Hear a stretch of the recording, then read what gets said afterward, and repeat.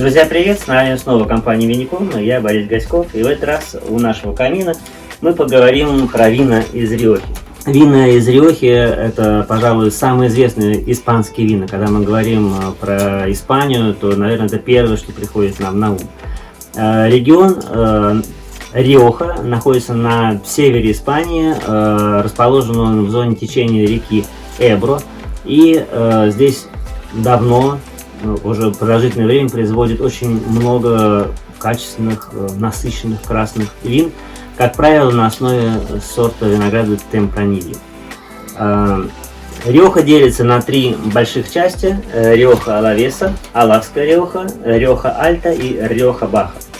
Риоха Альта — это высокая Риоха, Риоха Баха — это низкая Риоха. Конечно, это не имеет никакого отношения к качеству вина, просто Риоха Альта находится выше по течению реки Эбро, Риоха Баха ниже. Винодельческая зона Риоха находится в двух провинциях. Риоха Альта и Риоха Баха находятся в провинции Ла-Риоха, одноименной провинции, в то время как Риоха Алавеса, Алавская Риоха, находится в стране Басков. Мы поговорим большей частью про вина из Риоха Алавеса. Это северная часть Риохи, противоположный берег реки Эбро от Риоха Альта. Дело в том, что Риоха ограничена горными массивами с разных сторон, которые защищают эту винодельческую зону от различных негативных погодных влияний. На севере Риоха защищена горной грядой, которая называется Сьерра-Кантабрия. И склоны Сьерра-Кантабрия спускаются на юг амфитеатром, образуя естественный амфитеатр, спускаются прямо к реке Эбро. И вот эти вот склоны, которые спускаются к реке, это такая узкая полоска вдоль реки, это и есть Риоха Алавеса. Идеальное географическое расположение, еще раз, это амфитеатр, обращенный на юг и в то же время на юге ограниченный водным массивом, рекой. Эти места исторически считались очень благоприятными для сельского хозяйства. В самой Риохе вина для удобства потребителя принято выпускать уже готовыми для употребления, так чтобы потребителю не нужно было, чтобы любителю вина не нужно было выдерживать их продолжительное время в своем погребе.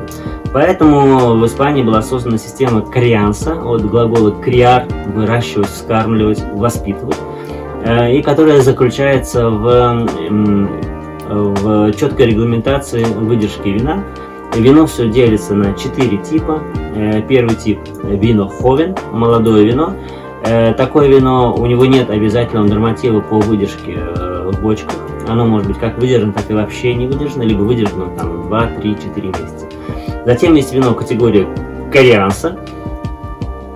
Такое вино должно быть выдержано в дубовых бочках минимум 1 год, и еще минимум ответный год должно быть выдержано в бутылке. Следующая категория вина – это резерва. Такое вино должно быть выдержано 18 месяцев в дубовых бочках и 18 месяцев в бутылках. И затем идет гран резерва, 24 месяца в бочках и 24 месяца в бутылках. Совершенно не означает, что резерва хуже, чем гран резерва, или крианса хуже, чем резерва или гран резерва. Это разные стили вина. Все, что регламентирует данные правила, это минимальная выдержка в дубовой бочке. Эта система принята для того, чтобы конечный потребитель получал вино максимально готовое для употребления, чтобы ему не нужно было долго колдовать, выдерживать его у себя в погребах и потом экспериментировать, готово оно, не готово оно, что с ним случилось. Таким образом, мы берем с полки или из винной карты ресторана бутылку вина и четко понимаем, в какой оно стадии, что с ним происходило. Ни в коем случае это не означает, что крианса хуже, чем гран резерва или резерва. Это ничего общего с качеством не имеет, это стиль вина. Крианса, как самое молодое, фруктовое очень вино, минимальная выдержка в бочке дает нам вина очень яркие, с ярким фруктовым характером. Эти вина максимально универсальны. Эти вина могут легко сочетаться как с мясом, так и с легкими закусками, с рыбой. Это вино прекрасно подходит для хамона. Дело в том, что в Риохе очень развита традиция тапас-баров. Тапос-бары — это бары с небольшими закусками, где практически никогда нет сидячих мест, и люди приходят туда просто пообщаться и выпить бокал вина. У каждого тапос-бара свои собственные 4, 5, 6 видов закусок, они очень редко пересекаются. И таким образом вино Крианса сделано специально для того, чтобы в любом тапос-баре вы взяли красное вино Крианса. И не важно, что у вас, паштет из утки, или у вас хамон, или у вас тунец, или у вас анчоусы, или у вас треска, это вино должно быть одинаково успешно, это вино должно быть одинаково вкусно с каждым видом закуски.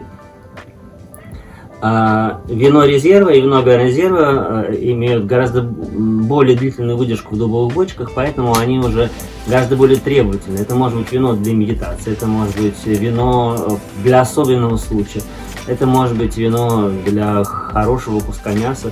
В любом случае это уже вино, которого пьют гораздо меньше.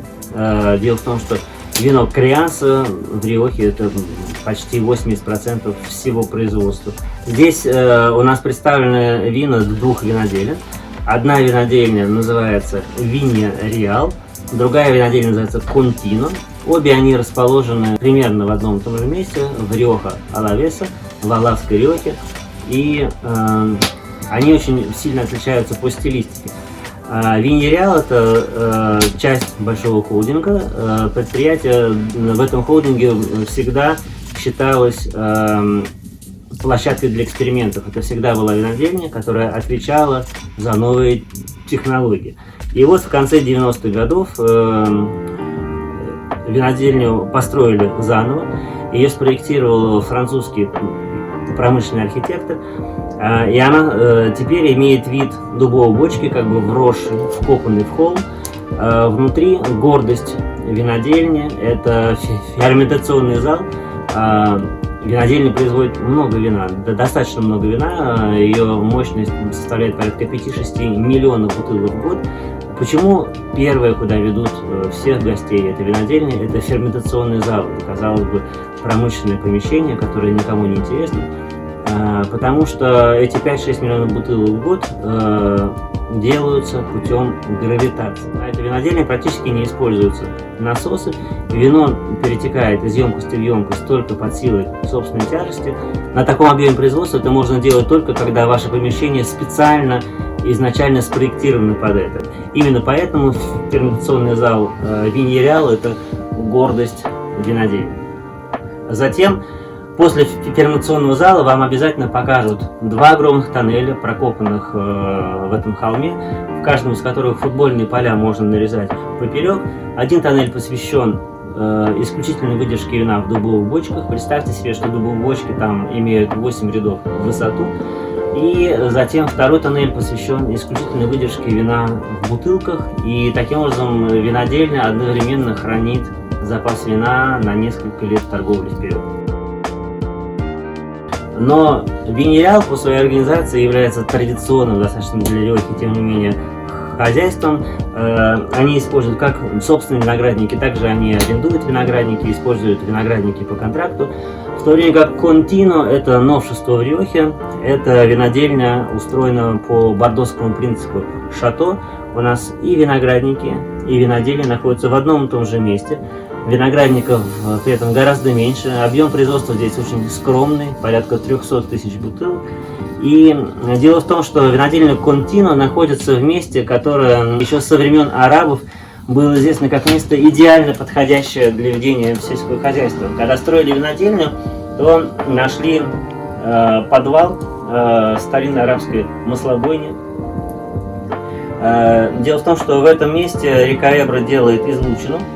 И таким образом виноградники Контино с трех сторон окружены рекой.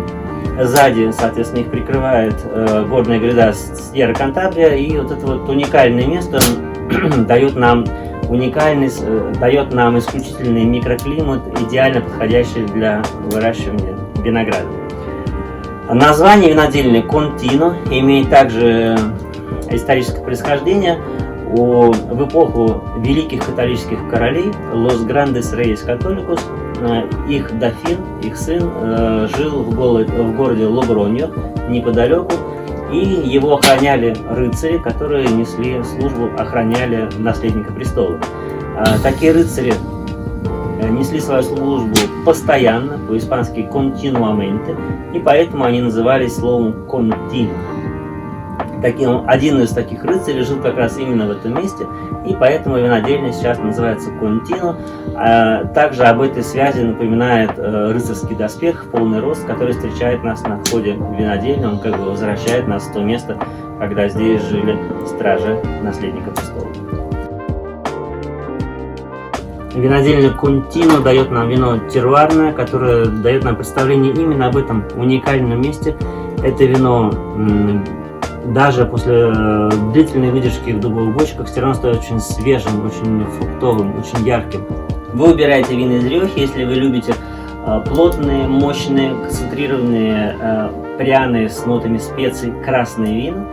И вы выбираете Кориансу, если вы хотите вино на каждый день.